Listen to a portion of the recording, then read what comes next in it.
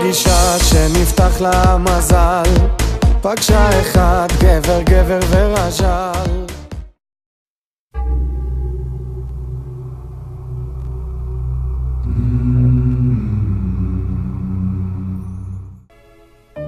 De 1945 a 1948, apesar de um cruel bloqueio naval inglês, 10 navios antigos contrabandearam 70 mil sobreviventes do Holocausto para dentro da Terra Prometida. Nas palavras de um dos sobreviventes, os velhos navios e a frota britânica eram ameaças menores que a vida na Europa.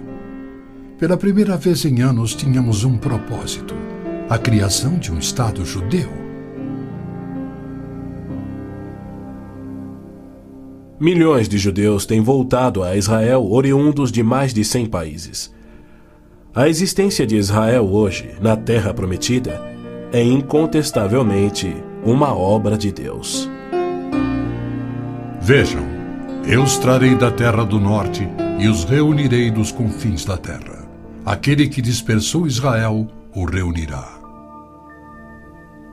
Em novembro de 1947, as Nações Unidas adotaram a sua Resolução 181. Ela dividia a Palestina, dando 18% aos judeus e 82% aos árabes. E tornou Jerusalém uma cidade internacional que, conforme o Vaticano também insistiu, nunca poderia ter domínio judeu. O mundo árabe rejeitou esta resolução e exigiu toda a Palestina. Até hoje, nenhum mapa árabe admite a existência de Israel.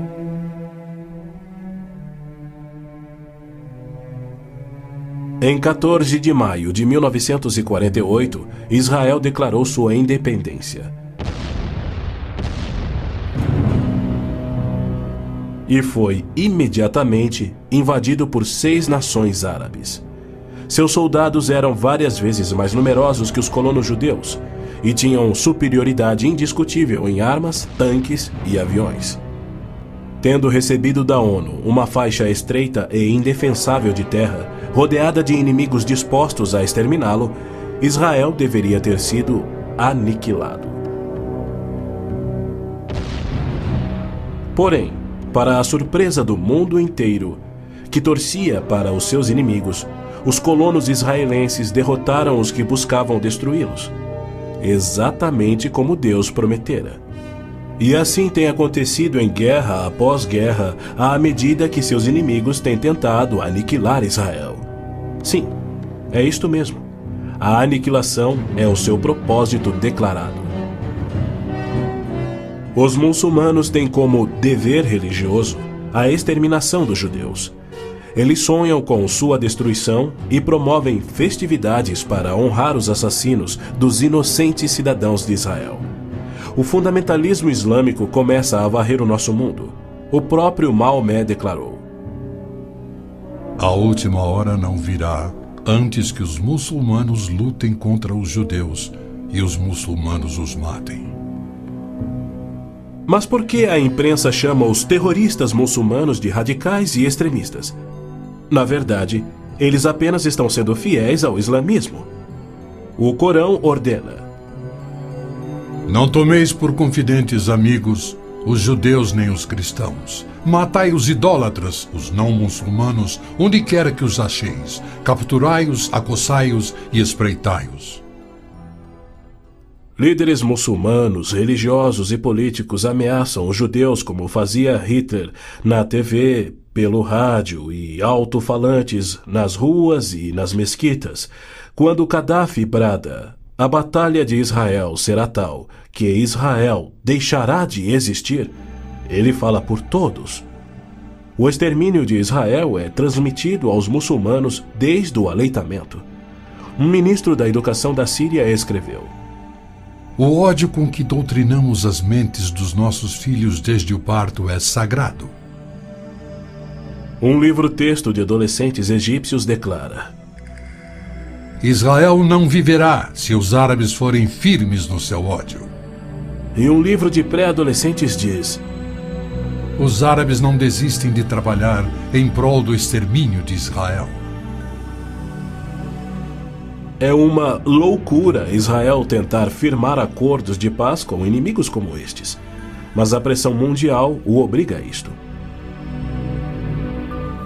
Na Guerra de Yom Kippur de 1973, milhares de tanques atravessaram simultaneamente o Sinai, oriundos do Egito, e descendo o Golã a partir da Síria num ataque surpresa cuidadosamente orquestrado. As forças militares de Israel estavam todas de licença, celebrando a mais sagrada de suas festas religiosas, levando, portanto, 3 dias para que se mobilizassem. 300 mil israelenses enfrentaram 1,2 milhões de árabes. Escapando por um fio da derrota, Israel sofreu pesadas baixas. Mas, em cumprimento incontestável da admirável profecia de Zacarias, de que as tropas judias seriam como fogo que consumiria as nações vizinhas, Israel expulsou seus inimigos. Em retaliação por ter se defendido, 61 nações romperam relações diplomáticas com Israel, enquanto nenhuma nação repreendeu os árabes por seu ataque surpresa. Este tenso e custoso estado de alerta de Israel tem sido manipulado de modo a acusá-lo de perpetrador de violência infundada contra vizinhos amantes da paz. O antissemitismo é uma força motriz da mídia mundial, que é muito influenciada pelo dinheiro do petróleo. Não se veicula nenhuma crítica aos árabes e suas repetidas ameaças de extinção de Israel. Quando Israel deportou 400 terroristas do Hamas e do Jihad Islâmico por terem matado e mutilado centenas de seus civis, foi criticado pela mídia internacional e censurado pelas Nações Unidas. Mas quando o Kuwait deportou 300 mil palestinos, em sua maioria civis inocentes, a mídia fez pouco caso e as Nações Unidas ignoraram o fato. As Nações Unidas são flagrantemente pró-árabes e contra Israel. As chamadas Forças de Paz das Nações Unidas no Líbano abrigaram terroristas da OLP, ofereceram suas instalações para treinar terroristas, forneceram equipamento militar e auxiliaram as equipes de terroristas a caminho de atacarem Israel. Quando Israel se viu pressionado a ponto de invadir o sul do Líbano para expulsar a OLP, descobriu na área das Nações Unidas estoques suficientes de armamentos para sustentarem uma invasão de 1 milhão de homens. E a maioria, incrivelmente, era avançada demais para ser operada pela OLP e era obviamente destinada a uma invasão soviética. A ONU já condenou Israel mais de 370 vezes por ter se defendido, porém nunca condenou os terroristas ou os seus agressores. 2 anos após a Olimpíada de Munique, em que a OLP assassinou 11 atletas israelenses, Arafat, o seu líder, foi convidado para falar na Assembleia Geral da ONU. E foi recebido como herói, embora clamasse pela extinção de Israel. O então secretário-geral da ONU, Boutros Ghali, declarou: Os judeus devem abrir mão de sua condição de nação e do Estado de Israel para serem assimilados como uma comunidade do mundo árabe. O Domo da Rocha, no cume do Monte Moriá, está situado no coração de Jerusalém. Esta edificação de 141 mil metros quadrados inspira paixões tão explosivas que pode ser o estopim da Terceira Guerra Mundial a qualquer instante. Foi ali que Abraão obedientemente construiu um altar e colocou sobre ele o seu filho Isaque, disposto a oferecê-lo como sacrifício a Deus. Mas Deus o impediu e proveu um carneiro para substituir a Isaque. 900 anos mais tarde, há cerca de 3.000 anos, o rei Davi comprou aquele terreno santo de Araúna, o Jebuseu, para poder edificar ali um altar a seu Deus. E foi ali que Salomão construiu o primeiro templo. Do templo judeu, destruído por 2 vezes, não resta nada. Em seu lugar se ergue o Domo da Rocha, um imenso monumento ao deus islâmico da lua, o antissemita Alá.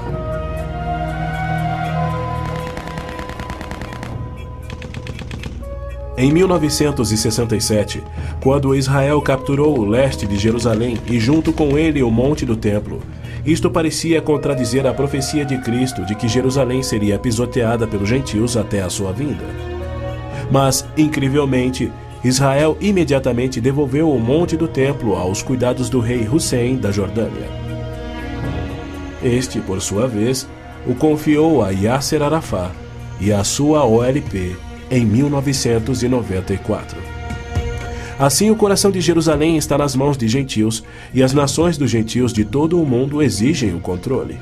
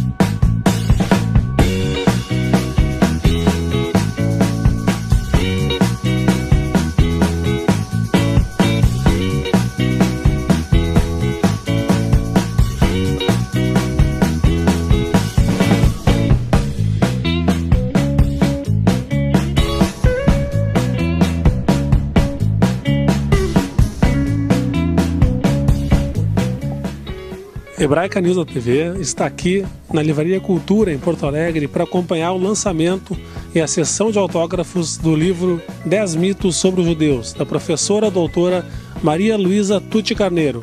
Acompanhe aí.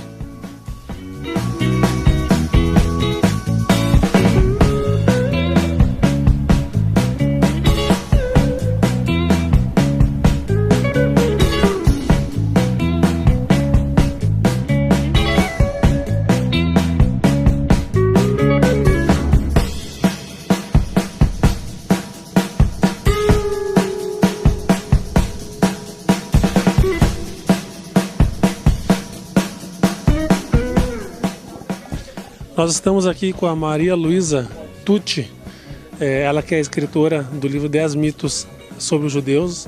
Primeiramente, obrigado pela tua participação. Antes de falar um pouquinho sobre o livro, como é que foi o convite aí do pessoal de São Paulo, né? Como é que foi o convite do pessoal? Sou de São Paulo, professora de História da Universidade de São Paulo, onde eu coordeno um laboratório de estudos sobre etnicidade, racismo e discriminação. Então, os meus trabalhos são desenvolvidos junto ao LEER, que pode ser inclusive o site consultado na internet, e onde estão os nossos trabalhos, direcionados para a questão dos direitos humanos, do racismo e do antissemitismo. A senhora é uma estudiosa das minorias, né? O que te levou a seguir esse caminho? Eu acho que a própria realidade, né? Eu cresci numa cidade interior, convivendo com esses mitos que eu, então, a partir das mentiras que eu fui recebendo como informação. E depois também um segundo momento, quando já em São Paulo, enquanto estudante da USP e também professora do ensino fundamental em São Paulo, eu convivi muito com os problemas das crianças de periferia. Em grande parte crianças negras, crianças mestiças, vivendo numa situação econômica bastante deprimente, não é? E isso me alterou enquanto professora, enquanto educadora. Como mudar essa realidade? O que fazer para mudar essa realidade? E daí a minha preocupação com os estudos das raízes do racismo, como é que esse racismo prolifera suas ideias, e daí agora a publicação dos 10 mitos. Eu dei uma rápida passada pelo livro ali e vi que um dos mitos, aliás, vários dos mitos ali são absurdos. O que a senhora acha que esses mitos eles vêm diminuindo ou cada vez aumentando mais? É difícil medir, né? Eu acho que é impossível medir como é que esses mitos eles são redimensionados, como é que eles são atualizados. Mas é possível sim identificá-los a partir da ideia de mentira, quer dizer, o que o mito diz, você consegue tanto na realidade como no passado identificar documentos, identificar falas, identificar imagens. Eu trabalho muito com imagens, principalmente imagens mentais e imagens visuais. Então, no dia a dia, circulando tanto pela internet como por livros raros que circularam pelo Brasil e principalmente livros antissemitas, é possível você identificar a circulação dos mitos através dos livros e através principalmente de caricaturas. Eu acho que nós temos que estar atentos, né, a essa proliferação do mito e como é que ele acaba colaborando para multiplicar a mentira, né? E o que eu faço é tentar desconstruir essa narrativa e como é que ela acaba também circulando enquanto verdade. Tá certo, muito obrigado pela tua participação. E espero que vocês façam uma boa leitura à luz dos mitos e do imaginário. Maria Luísa Tucci Carneiro, Braca News da TV.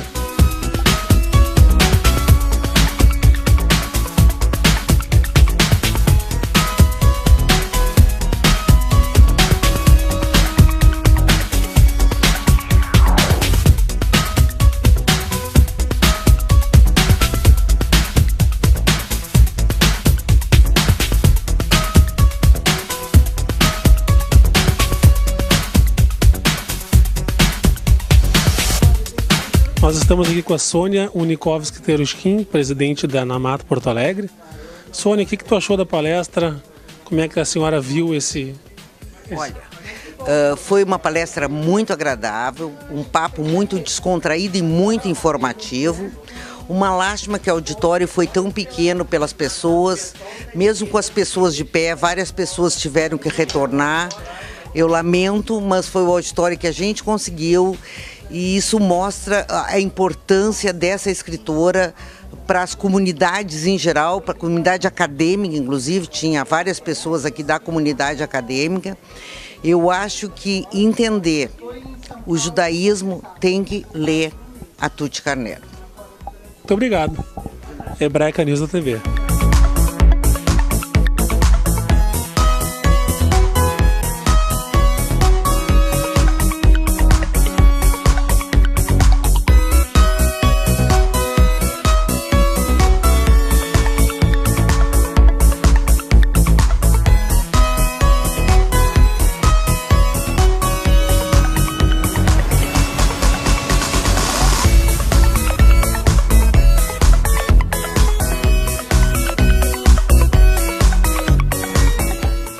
Nós estamos aqui com a coordenadora da Anamato Pioneira Porto Alegre. O que a senhora achou dessa palestra? A Sônia acabou de falar com nós. Realmente entender o judaísmo é um pouco de ler essa obra, né? Bom, eu sou suspeita para falar, porque fui eu que convidei, eu coordenei o evento, mas eu acho a Maria Luísa Tucci Teixeira uma pessoa fantástica. Ela é muito bem articulada, ela é uma pessoa que pesquisa nas fontes primárias, ela não vai dizer que tal coisa aconteceu porque ela ouviu dizer, ela faz um trabalho muito sério e a palestra foi excelente, não tem outro adjetivo. Muito obrigado e parabéns por esse grande evento, né? Uma pessoa que realmente merecia um evento dessa altura, né? Tá certo. Parabéns. Obrigada. Hebraica News da TV.